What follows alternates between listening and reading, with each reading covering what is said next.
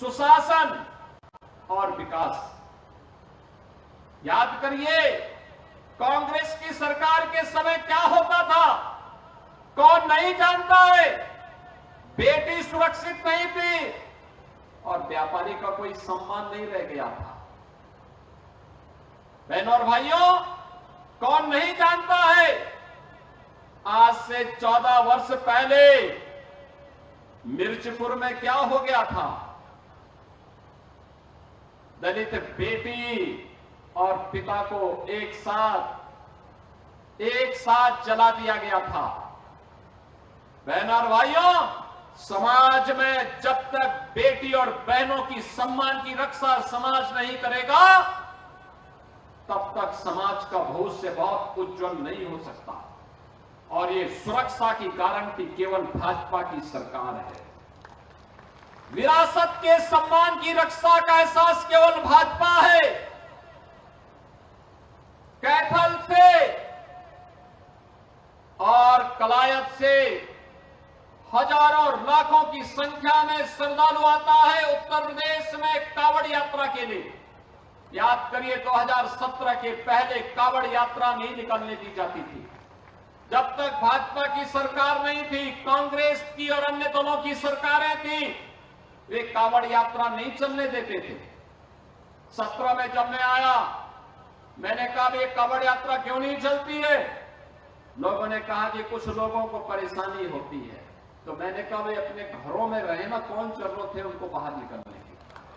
जिनको परेशानी हो अपने घर में रहे। लेकिन कावड़ यात्रियों के मार्ग में कोई बाधा पैदा करेगा तो कठोरता पूर्वक हम कार्रवाई करेंगे। और उनको सड़क अच्छी होनी चाहिए, बिजली की व्यवस्था होनी चाहिए, पंडाल लगना चाहिए, उनके लिए जगह जगह गर्म पानी और भंडारे की व्यवस्था होनी चाहिए, उनके सम्मान की रक्षा होनी चाहिए।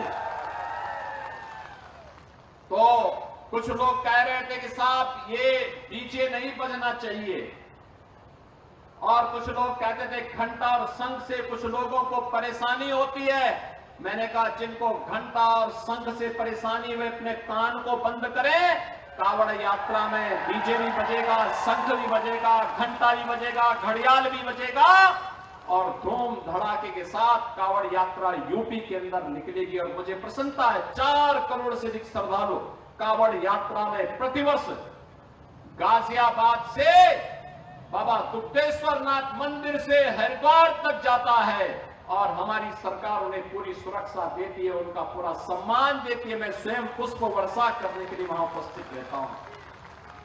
बहनों और भाइयों, क्या ये काम कांग्रेस कर पाएगी? क्या ये काम कांग्रेस करेगी? क्या ये काम इन लोग करेगी? क्या ये काम आम आदमी पार्टी कर पाएगी? क्या अयोध्या में राम मंदिर का निर्माण कांग्रेस कर पाती? क्या कश्मीर में धारा 370 एक कांग्रेस हटा पाती? एक तरफ आपकी विरासत के सम्मान का कार्य और दूसरी तरफ विकास का कार्य, highway, expressway, railway, metro, electric buses, ये तो आपको मिल ही रहे हैं।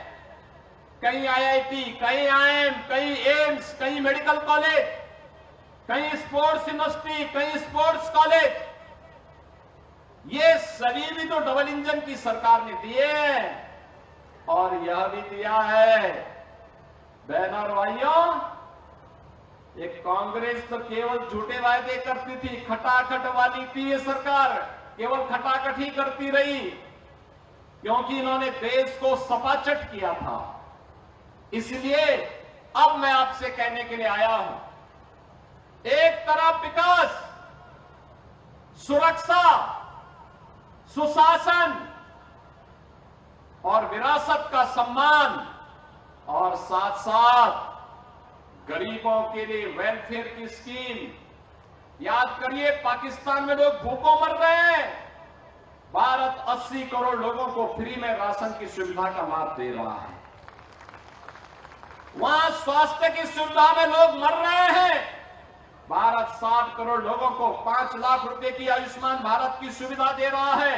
और अब तो मोदी जी ने यह भी कह दिया है कि 70 वर्ष से ऊपर के हर एक बुजुर्ग को प्रतिवर्ष 5 लाख रुपए में फ्री में स्वास्थ्य की सुविधा उपलब्ध करवाएंगे। 5 लाख रुपए, कोई भी बुजुर्ग होगा 5 लाख रुपए का स्वास्थ्य बीमा उसको फ्री में। बहनों और भाइयों, 12 करोड़ किसान परिवारों को किसान सम्मान निधि, 12 करोड़ गरीबों के घर में शौचालय का निर्माण, 10 करोड़ गरीबों के घर में उज्ज्वला योजना का कनेक्शन, फ्री में सिलेंडर, यह पहुंचाने का काम भी मोदी जी ने किया है। 4 करोड़ गरीबों के मकान भी बन गए हैं।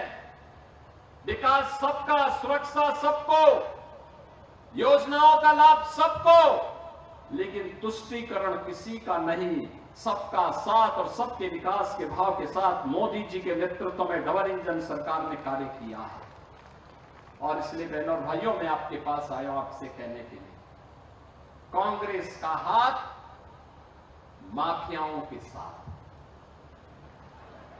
कांग्रेस का हाथ ड्रग माफियाओं के साथ, भू माफियाओं के साथ, कैटल माफियाओं के साथ, माइनिंग माफियाओं के साथ, और इनका हाथ दंगाइयों के साथ। ये जितने दंगाई होते हैं, यूपी में तो पिछले 7.5 वर्ष में दंगा नहीं हुआ, लेकिन इससे पहले दंगे बहुत होते थे। हर दूसरे तीसरे दिन एक दंगा होता था, महीनों चलता था, महीनों चलता था, कर्फ्यू लगा रहता था। हम लोग आए, हमने पहले दिन ही कहा कि दंगा करने वाले हों, करवाने वाले हों, दोनों सुन लो। अगर दंगा किया, उल्टा टांग करके मिर्च का झोंका लगा करके हमेशा के लिए दंगा करना सिखा देंगे। आज बहनों और भाइयों, यूपी के अंदर दंगा नहीं होता है। किसी बेटी की इज्जत के साथ कोई खिलवाड़ नहीं कर सकता, किसी व्यापारी का कोई अपहरण नहीं कर सकता, किसी अन्नदाता किसान की फसल को कोई जबरन नहीं काट सकता, किसी नौजवान की नौकरी और रोजगार के साथ कोई खिलवाड़ नहीं कर सकता। और अगर करेगा तो इसका भुक्तभोगी भी होगा। उसकी पूरी संपत्ति, 7 पीढ़ियों की पूरी संपत्ति ले ली जाती है और गरीबों में वितरित कर दी जाती है। और इसलिए बहनों और भाइयों, आज मैं आपसे कहने के लिए आया हूं, ये लड़ाई विकास की भी है, सुशासन की भी है, उज्जवल भविष्य की भी है। Drug mafia, mining mafia, cattle mafia, mining mafia, इनमें से किसी को हम फिर से पनपने नहीं देंगे। इस संकल्प के साथ जुड़ने का भी है। और इसलिए 5 अक्टूबर को शारदीय नवरात्रि की तृतीया तिथि पर हरियाणा वासियों को एक विकसित हरियाणा के लिए, एक धाकड़ हरियाणा के लिए अपने प्रतिनिधियों का चुनाव करना है, जो हरियाणा के अंदर फिर से डबल इंजन सरकार बना सके। और श्रीमती कमलेश दाड़ा जी जैसा कोई उत्तम प्रत्याशी दूसरा इस मैदान में कवायद में नहीं है।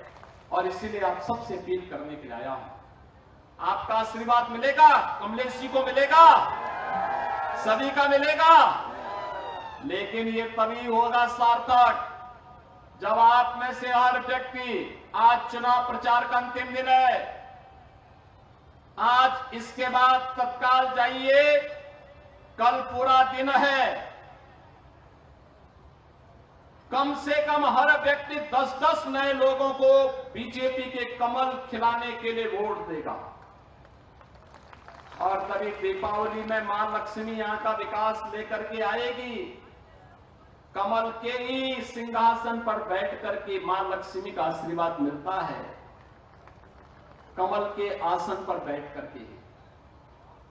और इसके लिए 10-10 लोगों को जोड़ना होगा और 5 तारीख को उन्हें मतदान कराना होगा। कराएंगे? सभी लोग कराएंगे? दोनों हाथ उठा करके मेरे सामने बोलेंगे, दोनों हाथ उठा करके, भारत माता की, भारत माता की, भारत माता की।